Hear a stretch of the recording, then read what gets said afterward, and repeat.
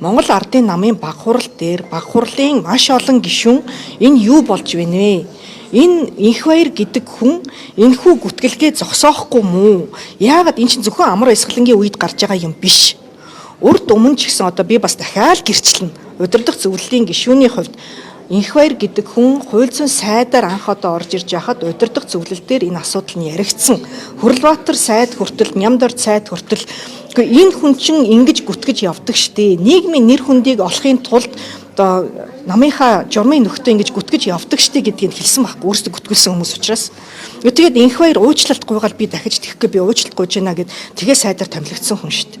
Тэгээ энийг бол баг хурлын гишүүд бүгдээрээ л ярьж байгаа байхгүй да. Ийм асуудал байдаг. Та нар ингээл толгойг нь хилээд авах юм уу гэдэг асуудлыг бол олон баг хурлын гишүүн хэлсэн. Ямар одоо хин одоо үүн дээр гарын үсэг зурж нэгдсэн бэ гэдэг нийт тоо надад байхгүй. Би бол мэдэхгүй. Гэхдээ маш олон хүмүүс бол үүн дээр ингэж болохгүй. Энэ эрх мэдлийн төлөө нэг ялангуяа одоо юу гэдгийг залуучуудаа ингэж ашиглаж нэгнийгээ намандаг асуудал байж болохгүй. Гэхдээ зөвхөн манай намын асуудал биш. Урд өмнө одоо арчилсан намд ч гэсэн маш олон залуучууд ах нарынхаа гар хөл болж улс төрөөс арчигдсан хэрэг түүхт холбогдсон юм асуудал байгаа шүү дээ. Ер нь одоо энэ улс төрийн соёлын хувьд цаг үе өөрчлөгдөж байгаа шүү. Залуу улс төрчид залуу одоо энэ гишүүд болвол ер нь ёс зүйтэй бай, дүрм журамтай бай, шудраг өрсөлдөе, төрийн ажлыг гацаадаггүй бай, улс орныхаа хөгжлийн төлөө одоо чин үнэнчээр ажилдаг байя гэдгийг л ярьж байгаа шүү дээ. Иймч байгаасаа гэж хүсэж байна. Цаашлаад одоо энэ төсвийг ч гэсэн барьцаалчин гэдэг чинь одоо буруу шүү дээ. Одоо энэ хагалт өрсөлдлөө, ялагдлаа, цаашаа ажиллаа үргэлжлүүлээч дээ. Одоо яах гээд байгаа юм? хурлын даргыг одоо жишээлбэл нүрсний булгаан гэдэг фото гэдэг зүгээр эцэслэн тогтоогдоогүй байгаа.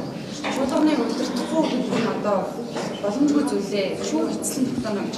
Тэгвэл эсрэгээр нөгөө талд их баяр гэдэг энэ хүнийг үтгэсэн байна гэдэг нь шүүхээр эцэслэн тогтоогдоогүй байгаа. Аль аль нь дээр шүүхийн шийдвэр гарч ирж байна. Гэхдээ аль аль нь дээр ер нь бол биш дээ. Ер нь одоо энэ амар баясгаланч бай, инх баярч бай, бусад одоо хүмүүсч бай.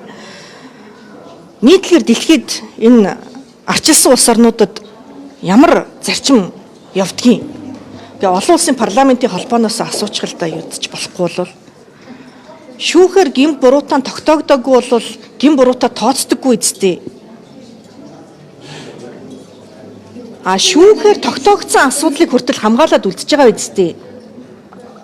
Яагаад зарчим одоо үйлчлэхгүй байгаа?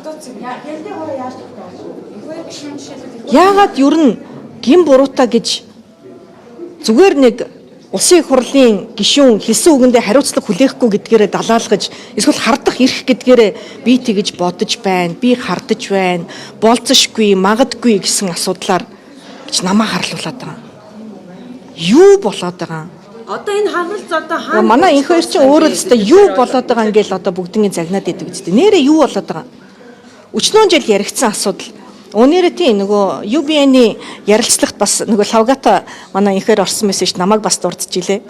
Нүрсний сонсгол хийгээд дууссан цагаан байрнаас ариун зай мэтийн хүмүүс одоо болиулсан гэд юу яриад юунд намайг гүтгээд байгаа юм. Би одоо төрийн ажилд оролцсон болж таарч гинөө.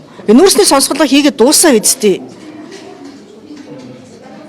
Хэдэн жилийн өмнө нүрсний сонсголоо хийсэн. Юу болсон юм? Тэгээ одоо яагаад байгаа?